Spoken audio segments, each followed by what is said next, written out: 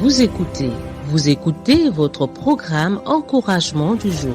Vous écoutez votre programme Encouragement du jour. Bonjour. Quand tu ne connais pas, dis « je ne connais pas ». Il y a des vérités simples qui peuvent sauver une vie, une entreprise, une église ou même une nation.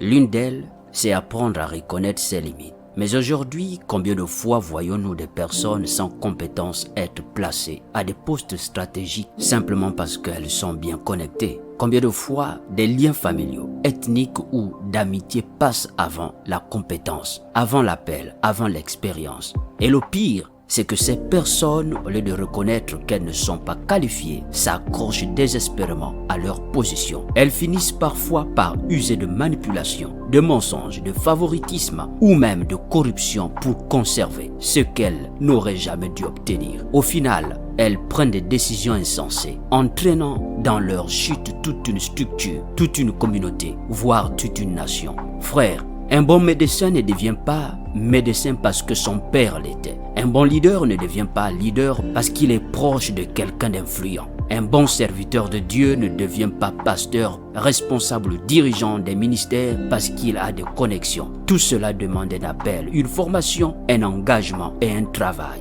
Comprenons ces deux vérités ce matin. Premièrement, sachant que le mauvais positionnement détruit l'œuvre de Dieu, la société, la nation, etc.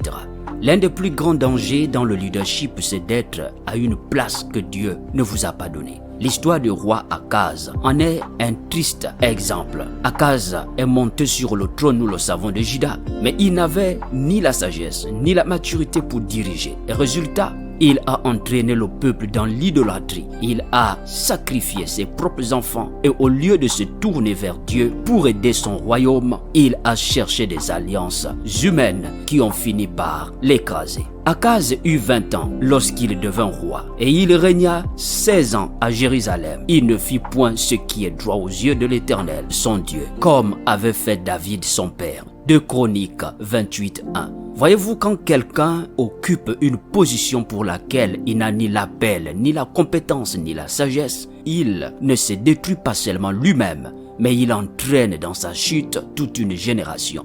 Deuxième vérité à comprendre, sachez que favoriser l'incompétence, c'est programmer l'échec. L'une des plus grandes erreurs dans nos sociétés et dans nos églises, c'est de favoriser les personnes selon des affinités plutôt que selon leurs capacités. Prenons l'exemple de Moïse. À un moment donné, il ne pouvait plus gérer seul le peuple d'Israël. Alors, son beau-père Jéthro lui a donné un conseil essentiel. Choisis parmi tous les peuples des hommes capables, craignant Dieu, des hommes intègres, ennemis de la cupidité, et établis-les sur eux comme chefs de 1000, chefs de 100, chefs de 50 et chef de 10. Exode 18:21. Voyez-vous, Jéthro ne lui a pas dit « choisis des gens de ta famille », ni « choisis ceux qui te plaisent », mais « choisis des hommes capables ». Le problème aujourd'hui, c'est que beaucoup choisissent par favoritisme, par pression et par simple négligence. Et après, on s'étonne de voir les églises mal dirigées, les entreprises tomber en faillite, les nations s'enfoncer dans la corruption et le chaos. Chers auditeurs, retenons ce matin que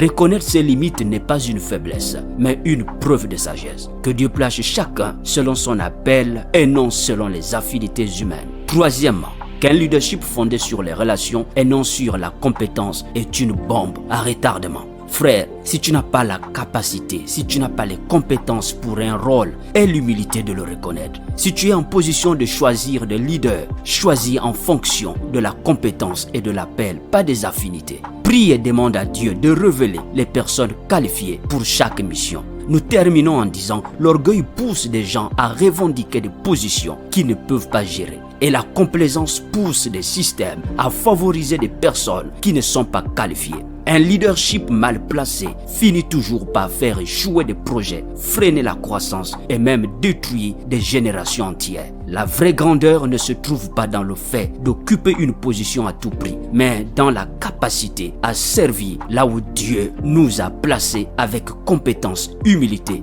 et responsabilité. Si ce message t'a interpellé, partage-le avec quelqu'un qui en a besoin.